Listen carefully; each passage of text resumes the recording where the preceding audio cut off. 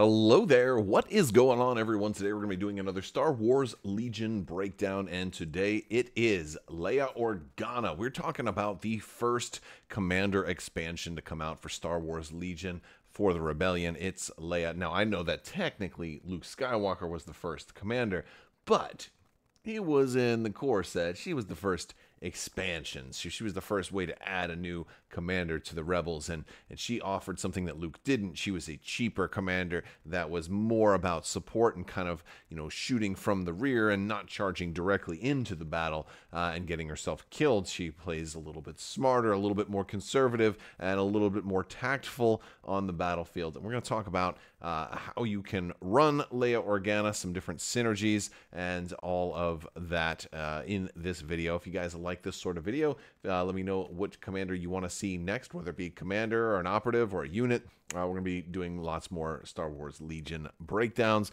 I do love to talk about games like Legion and other Star Wars and science fiction based tabletop gamings because it's just fun. Gamingisms of games. So we have fun doing this sort of stuff like this. So if you want to click that subscribe button, if you're not already, that'd be awesome. I also want to thank today's sponsor, Luxury Playstyle. Folks, these guys make some amazing full metal tokens. They are double-sided, they are shiny, they're gorgeous, and they really make you want to play your games even more. They have an amazing set of Star Wars Legion compatible tokens, as well as tokens compatible with other games like X-Wing, Magic the Gathering, L5R, and tons more. So head over to luxuryplaystyle.com. Check them out. Use code Crabbok VIP while you're there. That's going to save you 15%. And on orders of $35 or more that use that code, they're going to get a free Crabbok token thrown into the order. Very cool stuff. All right, so let's talk about Leia Organa. She is she's awesome, really. She has gone down in points a little bit too. So, she's one of the cheapest commanders for the Rebels, but she is definitely better than like the basic Rebel officer that was kind of modeled after her to sort of be half as good as Leia Organa. And considering that she used to be 90 points, she's now currently only 75 points, although that's points are always subject to change. She's just a great support commander, and I love to run her. And she's also got a little bit of offense. Don't let the support fool you. She's got it where it counts. She features 2 command slots and an equipment slot. She's a commander. She has Surge for critical for offense and Surge for defense, which is very, very nice. Now, she does only have that white defense die, but she has 6 health and only courage value of 2. So not the strongest courage commander, but she's got a decent amount of health that can often help her stay alive just a little bit longer than your opponents want her to. She's speed 2, which is pretty standard. She has 3 black dice for her melee, which is actually pretty respectable considering there's a surge to crit in there, and 3 range 1 to 2 black dice for offense with Pierce 1 thrown in. This is actually a really good ranged attack for such a cheap character that people don't expect to be able to really do much. It's got Surge to Crit built in, and it's got Sharpshooter 2 thrown in. That makes this attack a lot better, especially going into cover. Think of it as a 5-die attack that's shooting into cover, or maybe even a 6-die attack shooting into cover that might not have had Pierce 1. So if you think about Sharpshooter, Pierce 1, and Surge to Crit powering up those 3 dice, you have a very good chance of getting all of those 3 dice through your enemy's defenses, which is a very good thing. And sometimes, a full load of Rebel troopers, even with a Z6 or Z6, depending on where you live, might not even do that much damage. So if she can get into range 2, she can do some very nasty things. I do actually like her attack. As far as her other abilities, I'll work my way up this time, since I usually start my way at the top and work my way down. At this point, I jumped into Sharpshooter 2. She's got Nimble, which means after she spends a dodge, she's going to get another dodge back, which is super cool. So if you can get a dodge on her, that would be a nice thing to do. Of course, she has built-in ways to do that with Take Cover 2. She also has Inspire 2. Inspire 2 is going to be nice if you can have her at least partially close enough to the rest of your army. If you can manage to stay within range 1 to 2 of the rest of your forces, she can get suppression off of those. It's really good for those core troopers that are going to risk losing in action when they really want to be able to move and grab an objective, or aim and shoot or do something like that. Inspire is a really nice ability and really can help win games and get you that second action when you really need to, and I like it a lot. And Take Cover 2 is one of the just excellent abilities that really works well and is getting better and better as more and more Jedi come out into the game. It gives out 2 dodge tokens. Up to 2 units can each gain a dodge token. Doesn't say other friendly units also, so this can also give her a single dodge and then one other unit a single dodge. And of course that will also work on combo with other units that happen to have things like teamwork. So if you've got running Han and Chewie and other things like that, or anybody else that happens to have teamwork, giving that teamwork character a dodge token will then potentially trigger other things. So there's all kinds of little things that can trigger off of having dodge tokens on her, and especially she works well with a dodge token because she has nimble, so she'll be continuing to get dodge tokens if she gets attacked multiple times.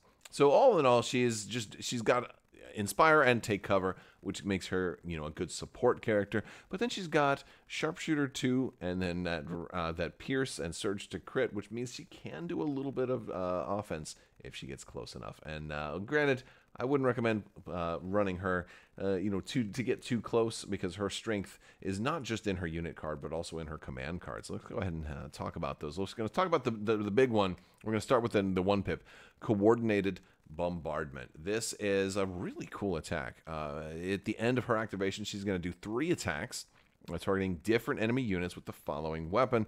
This is a range 4 to infinity weapon. This is basically, you've got bombers. Maybe she's calling in Y-wings. Maybe she's having that ion cannon kind of arc a shot a little bit, or just any kind of long-range artillery. Maybe you've got some of those Golan Arms turrets far in the back that are doing it. There's lots of different things that she has that are going on, and I think I like to play this out as it's a little bit of everything. Maybe there's an X-wing, a snowspeeder, and a Y-wing all dropping bombs, right? But the cool thing about this, she's calling this attack in. It's 2 red dice. She has Surge to Crit already. She's making the attack. So let's rewind a little bit and look at that card. She is making the attack, and what makes this card so great in this case, and why I like it a lot better than General Veers' 1-pip, which is sort of viewed as an equivalent, even though it's not exactly equal, but they came out around the same time, and they kind of did similar things. Veers has, 4 dice. She gets 2 dice, but 3 times, so she gets 6 dice.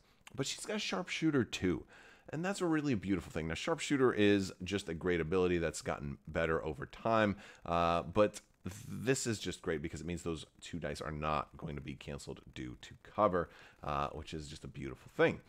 Also, Surge to Crit. So really only blanks are going to be bad here. And so if she happens to take an aim, which she probably won't even really need to do, she can do that. But then again, she's got 3 different attacks. So this is just a great way to put some suppression on enemy units. It's a great way to deal with enemy snipers that are hoping to do some early damage, and just to say, no. You're just like playing whack-a-mole with snipers with this card. It's a great card to play that first round, but it can also surprise people if you hold on to it. A lot of people will be expecting this if you are running Leia as your commander, and so if you don't play this first round, then you play some very interesting mind games. However, there is risk in holding on to this card because it's got a range 4 minimum range, which means if you happen to get close to enemy units, you will not have anybody left to shoot at.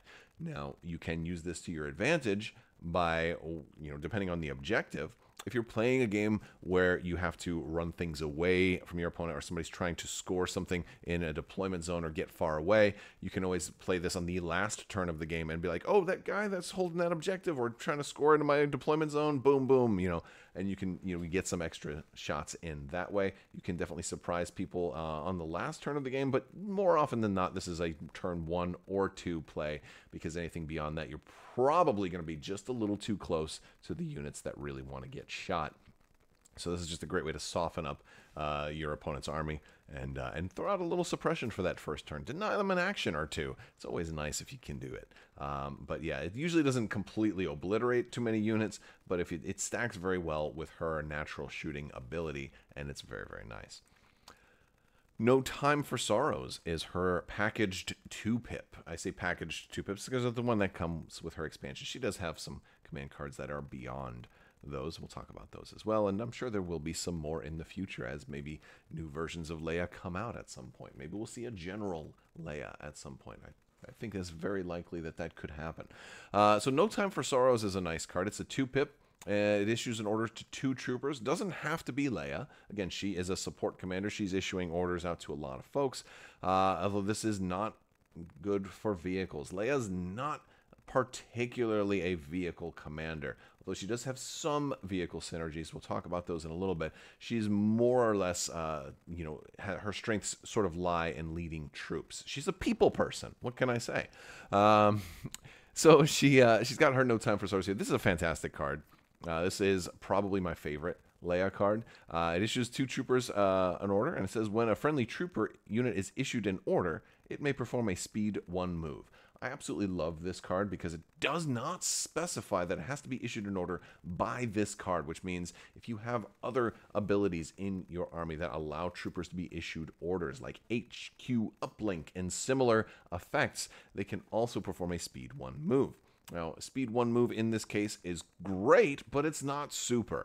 And what I mean by that is not a move action. So it will not trigger things like charge or steady or relentless because it's a speed 1 move, and so that counts as a speed X move. It doesn't trigger everything. It's not considered a full move action, but it is still a speed 1 move. It's more for mobility than for starting a combo chain of things that trigger off of a move action. So so it's just a very nice card. You're at least going to get 2 units to be able to move with this. This is great for mobility. It's great for getting to objectives, and also it's really great for getting a unit that was about to die a way to sort of move potentially behind cover or out of line of sight out of units that were certain to kill them. Even if you don't have a 1-pip, you know you can't go first. You get to do this move when you're issued the order, which is before your opponent activates an order. And so that timing of this card is actually just stellar, and I really, really like it. This also can be a potential first turn play if you're playing with things like Infiltrate, since rules had been changed over the past year to clarify that Infiltrate units cannot be deployed like touching an objective. So if, for example, you have a unit that's like, literally like 1 millimeter from an objective, it can let you sort of start in base contact with an objective. I believe that still works, although sometimes the things get changed. But the point is, this is really about playing the objective, moving, or playing defensively by moving out of cover before your opponent can activate their first unit. That's really the important part about this card. It's very flexible, fits in a lot of lists, and is a great reason to include Leia in a trooper-based list. Maybe not so much in a vehicle-based list. Her 3-pip that she's packaged with is called Someone Has to Save Our Skins. This is Leia picking up the blaster and being a self-rescuing princess. Very cool card. It's Leia Organa and 2 units. This one can activate any one. Now, this one can synergize with vehicles a little bit. It says after Leia Organa's activation, you may choose a friendly unit at range 1 to 2 with a face-up order token and activate it. So if you wanted to do Leia and then Snowspeeder or something like that, you could. Of course, this is more open. It's versatile. It can work with anything, so it doesn't really care if it's a vehicle. There's no inherent benefits for vehicles on this card. It's just it can work with a vehicle, especially if you have a vehicle that's got a big payload and you want Leia to perhaps be able to give it a dodge token first or to inspire something first. It can work with supports or more likely, maybe a core unit or somebody who needed that inspiration to trigger because maybe they still had some suppression left over. They wanted Inspire to trigger. Maybe a Jedi who wanted her to be able to activate and give them a dodge token. We're going to talk more about unit synergies in a little bit. It's a pretty good card. It allows you a 1-2 punch, although that first punch has to come from Leia. Now, there are some ways that this can synergize with some big combos, which we're going to talk about a little bit later. But all in all, this one's a little bit just mediocre, in my opinion. It's not her strongest card, and if I'm running multiple named characters and I have to drop a 3-pip, this is usually one I'll consider dropping, depending on the build. If I'm running a lot of fire support in here, then maybe I'll hold on to this one, because it can be a little nice when you absolutely positively have to kill somebody. That's kind of the idea of this one. But Leia's really not in my army to be an absolutely positively have to kill somebody type of character. Usually if I'm doing that, I'm bringing like a Luke Skywalker or an Ahsoka or even a Chewbacca or something like that who is better at absolutely positively killing. Leia's better at supporting them typically. So this, you know, this one's a little bit out of archetype, but still pretty cool. And I feel like this one will probably synergize a little bit better if we get more of a warrior Leia, like Boushh Bounty Hunter or something like that. Although I don't know if they'll ever do that because they did name this one Fearless and Inventive, and that would have been perfect for Leia and Boushh Bounty Hunter disguise. But we are getting her in Shatterpoint at least, so there is that. We have some other cards too. Now, Leia is a commander for the Rebellion that can go in basic Rebellion lists, but she can also go in all of the current Rebellion battle forces. So that means Echo Base Defender and Bright Tree Village. Speaking of Bright Tree Village, if you are an Ewok player, you might have come across this beautiful friendship card. Now, this one has got synergy with Leia and Wicket, although it does not come with Leia. It's a Wicket. If you bought Wicket, you'll have this card. It's Wicket and Leia Organa. It's a 2-pip, issuing 2 orders only to those 2, but it is a permanent card, which is very, very cool. It allows Wicket to gain teamwork with Leia. And so it also has the ability of that when a Bright Tree Village commander issues orders, you can choose a friendly Rebel unit at range 1 and issue it an order. And then when a Rebel commander issues orders, you can choose a friendly Bright Tree Village or Ewok unit at range 1 and issue it an order. So this is a nice card. It is a permanent card. So this allows for a little bit of extra orders being issued out, and it also allows that teamwork keyword. Remember, we were talking about Leia being able to hand out dodge tokens, and now all of a sudden you can kind of multiply those a little bit so you can help Wicket stay alive, and also help Leia stay alive a little bit more too. This is kind of a way, if you wanted to play her a little bit more aggressively, this is a way to kind of get her into the mix a little bit more and have a little more dodge tokens available to hopefully survive what might be a relentless onslaught by angry stormtroopers. So it's an interesting one. And it's a good choice if you're running Leia and Wicket. This is a no-brainer. Speaking of Bright Tree Village, also speaking of synergies and other vehicle synergies, here's a good one. Chewbacca. If you have Chewbacca, he has a card. Now, this is a Chewbacca command card, but it does synergize specifically with Leia, so I thought it was best to include it in this list. It's Brains and Brawn, Chewbacca and Leia Organa, another 2-pip, issuing 2 very specific orders. It says, while Leia Organa is performing a ranged attack, if Chewbacca is not engaged, and he has line of sight and is range 1 to 3 of the defender, add one of his ranged weapons to the attack pool. Now, this is a beautiful card. I absolutely love this because Leia already has Sharpshooter and Pierce and Surge to Critical. And so being able to add one of Chewie's weapons is a very nice thing. Now, this card came with the original Chewbacca, who is a trooper, and he's got that bowcaster. So now you have her 3 black dice, plus you have 2 red and 2 white. You're adding another Pierce, and you're adding an Impact, which is really cool. You already have Surge to Crit. You wouldn't have added Chewbacca's Surge anyway, because you're only adding the weapon. But it's very cool, and that's a nice way to give her a really big attack pool. And so that's fun. And it also doesn't, this was kind of like a precursor to fire support. And so I get that, but it doesn't require Chewbacca to spend his order token. So he still gets to activate. So it's like an even better fire support, but it's still just 1 attack. What I think is even cooler is that if you happen to be running Bright Tree Village and you have Chewbacca in the ATST, there's nothing that says that this card cannot still apply to Chewbacca because, again, it is Chewbacca and you can add one of his ranged weapons. And wouldn't you know it, in Chewbacca and an ATST has some bigger and badder ranged weapons. And now all of a sudden, granted, you'll lose 1 Pierce, but I think it's worth it to gain 2 red, 2 black, and 2 white. And you're gaining Impact 3 also. So at the end of the day, you're actually getting 2 more dice for 1 less Pierce. But it's a really cool attack. And it's just a cool thing to be able to do. It's like an achievement unlocked, by the way. You got this. I mean, granted, if you needed Blast, you won't because Leia has Sharpshooter. So you're probably not going to need Blast. But if you're firing into, a vehicle, this is a great one because it gives that whole shot Impact 3. If you're firing it into like an enemy snowspeeder or something like that, a vehicle that has cover built in, her Sharpshooter 2 is going to take effect, and then you just have this beautiful attack that already has Surge to Crit on it, and it's just a really fun thing to be able to do. Now he does have to be range 1 to 3.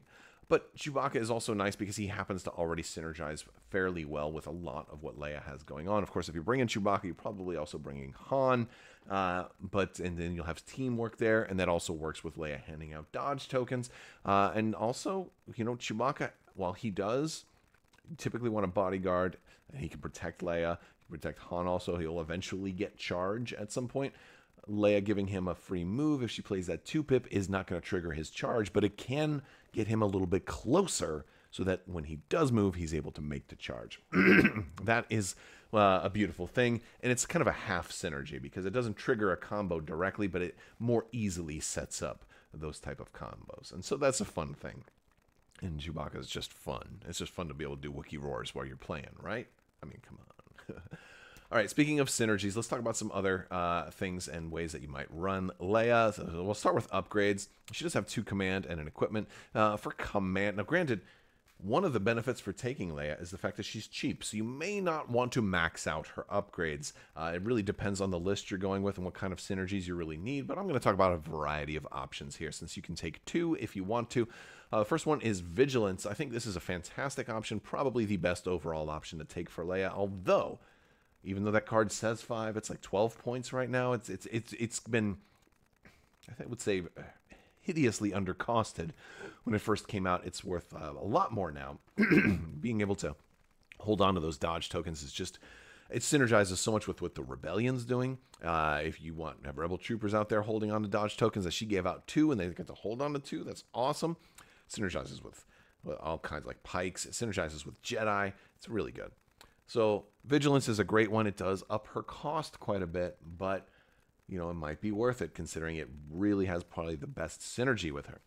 Lead by Example is another really cool one. It's taking advantage of the Inspire keyword. If you're running her very close, at least moderately close, within range 1 to 2 of the rest of your army, and you have an army that's, doesn't want suppression, Inspire 4 on Leia could be just absolutely insane. This is, I love this. I love being able to run Inspire 4 and just say like, oh, I'll take that, I'll take that, I'll take that, and I'll take that. It's really cool. And there are some builds that can certainly thrive off of this. But then again, there's always the chance that you may have to activate her early, or you'll pull from the pile and get her a little bit too early, and things like that. There's the chance that, Lead by Example might not be the best. You may just not have suppression to take off. Maybe that unit that had a whole bunch of suppression ended up dying, and now all of a sudden, you might not always get a whole lot of payoff off of a card like Lead by Example, whereas Vigilance, you're more likely to get it. Strict Orders is a pretty cool card. Factoring in if she maybe has a lot less Inspire, it allows you to say, oh, you know what, this dude's only got 1. This Rebel Trooper I issued an order to only has 1. I need him to take that objective. I'll just take that 1 off of him, and I'll save my Inspire for like another Rebel Trooper that has 3. I'll take 2 off of him. Strict Orders him if they both have, or him or her. If they both have face-up order tokens, and it gives you a little bit more control over where and when to use the Inspire that you already have. Strict Orders is kind of cool with Leia. And then Commanding Presence, again, if you're trying to play her defensively, which I think probably at least 80% of the time, you'll probably want to play her pretty defensively. Commanding Presence can give her a little more flexibility on issuing those orders at longer ranges, even though that longer range will be a little bit different when it comes to, they're not going to be able to take cover or Inspire if they're too far away. So Commanding Presence is like if you're going to play even extra conservative, you can still issue your orders that way. And it can also kind of push back against certain objectives that will shrink that range, that influence bubble a little bit. As far as gear, a portable scanner is probably one of the most obvious choices. It's going to increase that take cover up to 3. So now she can hand out 3 dodge tokens. That could be overkill for you. You may decide that she's going to stick with like half of your army, and really there's only 2 units in there that really need those extra dodge tokens. You might not need a 3rd portable scanner. If not, you could take Prepared Supplies. It gives her that dodge token that she can use even if she hasn't activated yet. It's a cool way to be able to trigger Nimble. If she does get shot unexpectedly, prepared supplies can be a great way to help kind of keep her alive if she's going to get some repetitive shooting. Speaking of keeping her alive, emergency stims is another way to make sure you get those command cards played before she dies a little too early. It's a little more error correction. I think emergency stims is probably, I mean, it's not a cheap upgrade. It's probably a little bit better if you're still learning Leia and you're maybe going to run the risk of kind of putting her, overextending her a little bit to try to take cover or inspire on some units, and all of a sudden you realize, oh, I shouldn't have placed her there because now she can get shot by 4 different units this turn. It can give you a little bit of forgiveness and keep her around for one more turn so you can actually play that 1 pip or that 2 pip that you hadn't played yet that you were holding on to. So there is some advantage for emergency stims with someone like her who is really in the game largely, not totally, but largely for her command cards. And then there's electro binoculars, which if you're going the full support route, you might find yourself in some turns where you want to spend both of your actions, one to give out some dodge tokens and one to give out an aim token. Rebels don't have a ton of ways to get free aims, so electro binoculars can be really cool on a support character. And sometimes she'll be in the position to do just that, especially if you're playing her safe. You might have her like hidden in a little nook of a building and be like, you know what, I'm going to leave her right here, and she's just going to be like, you do this, you do that, you go over there, and you aim it up there, fuzzball, something like that. Let's talk a little bit about synergies and other things that you might include in a build that's using Leia. I want to start with the Jedi in the top left first. Luke Skywalker, obviously, it's her brother. Thematically, it's cool to be able to do that naturally. But also, he's a great candidate to get that free dodge token because he's got deflect. And again, if you're also running her with vigilance, great opportunity. Even better, perhaps, Ahsoka Tano still has deflect, but also wants them dodge tokens because she is all about that crazy dodge spending with Jarkai Mastery. So either Jedi, very, very good. Really anybody who really wants those dodge tokens, or people with Nimble, Rebel Troopers, or Sabine Wren also kind of fits. She's kind of in between the Jedi and the Nimble users, right? But yeah, Wicket also, of course, obviously Wicket. We already talked about Wicket, but yeah, he's got just synergies that go even beyond his teamwork card with Leia, but he's also got Nimble, so he's got Relentless.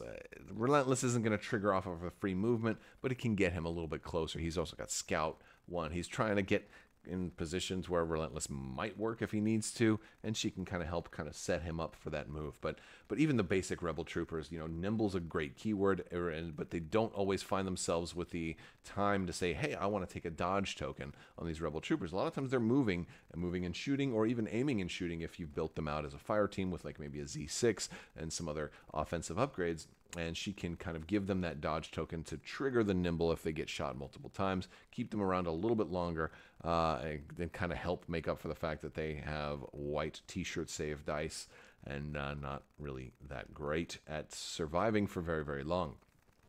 Let's talk about a little bit more with her 2-pip and the extra movement that she can provide. I list Fleet Troopers and R2-D2 as some great examples, but they're certainly not the only ones. Fleet Troopers, look, they seem thematic, so there's a little part of me that kind of wants to include them with Leia from that opening scene of Episode 4. You had the Fleet Troopers defending Leia on the Tantive 4. It was just a really iconic scene, so it kind of, I'll admit, it makes me want to run them with her, but why can't it actually run them with her? Well, because Fleet Troopers are slow. They need to be range 2. Frankly, they need a lot of help, right? Because I want to be able to run Fleet Troopers, but they're just not good because they need to be close. They need to be in position so they can like stand by, get a free aim, or just shoot somebody at range 2 and get like all that crazy good stuff. And a free move from Leia really can be a thing that helps them get into position before they activate. So I like that. It gives a little bit of a boost to Fleet Troopers. If you're running Fleet Troopers, Leia's a nice option to try to get them a little bit closer to where they should be. I still don't think it's a super competitive option to include with Leia, but it makes it a little bit less bad. And can bring it up to like a mid, or at least a respectable level. R2-D2, on the other hand, becomes really, really nasty. He is slow. That's his whole game. And if she can give him an extra move, that's a big deal for someone like R2D2. And so, it can be a game-winning play with R2D2. So anything that's giving R2 free movement is very, very cool. So I like that. Also want to talk about Inspire, Rebel Pathfinders, or other units with danger sense. If you've seen some of my battle reports where I always have to face the Rogue One sort of build with Jyn and Pathfinders and Cassian and all this danger sense, and we're holding on to all this suppression. Sometimes, when the suppression gets too high and you're like, oh man, I need a Dauntless, but I'm going to get out of here, but I don't want to end up losing, I don't want to risk panicking. She can kind of allow them to really flourish. She can allow them to just Dauntless to their heart's content, and like, oh, okay, are you one suppression away from panic? Okay, no problem. Now I'll activate Leia. Boom, boom. You're back into the safe zone, and you can still trigger danger sense. She can really help you manage what could be a runaway suppression problem with units like Pathfinders and stuff like that. So that's a very nice little synergy. She's definitely worth considering in a build like that. And then also want to throw out the Rebel Veterans specifically for the Mark II Medium Blaster Trooper. It's all about fire support here.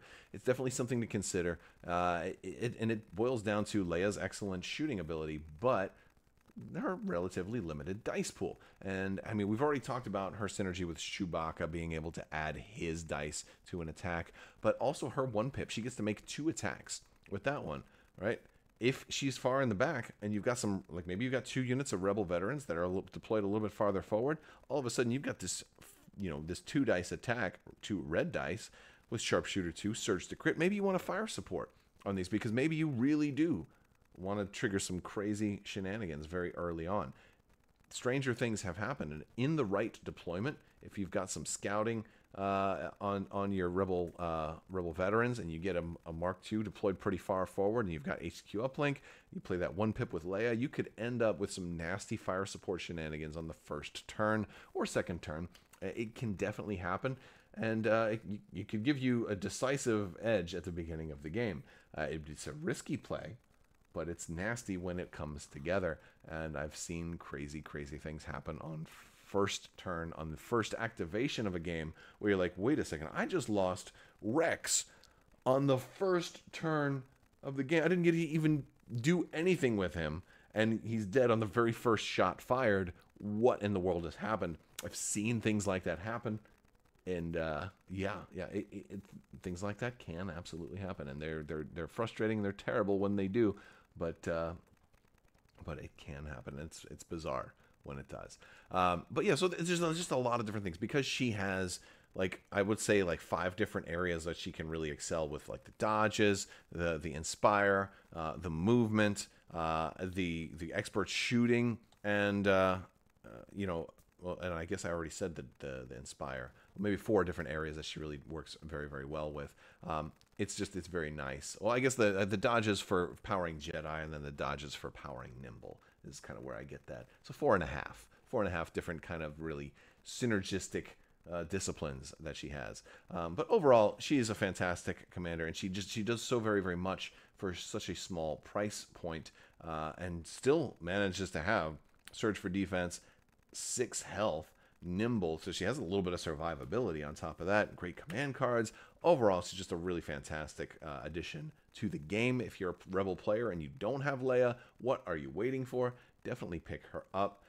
You can find her in a standalone expansion or in the Battle Force box for the Echo base defenders. She's wonderful, and she will be getting an updated model. So that's really the only complaint a lot of people have with Leia, is that model is not necessarily her most iconic pose. It's that her in Return of the Jedi, after she took the little mask off, like she's wearing this look for I don't know, 30 seconds of film time, very, very little. So it's just, I actually ended up painting her in whites because I thought this particular look of hers looked a little bit more like Hoth Leia. But they were kind of going with a Return of the Jedi theme when this came out. So I think that's one of the things that went with it. Either way, she'll probably be getting an updated sculpt. Oh, they've already talked about it. She will be getting an updated sculpt, and it's going to be awesome. So, yeah, that is my Leia Organa breakdown. I want to thank you guys so much. If you want to see more, let me know who you want to see talked about next down in the comments section. that is going to do it for today's video. I want to thank you all so much for watching. Big thanks to my patrons. You guys are amazing and out of this world. Thank you so much for your continued support. I will talk to you later. May the force be with you. Live long and prosper. Be excellent to each other. Always wash your socks and have a great day.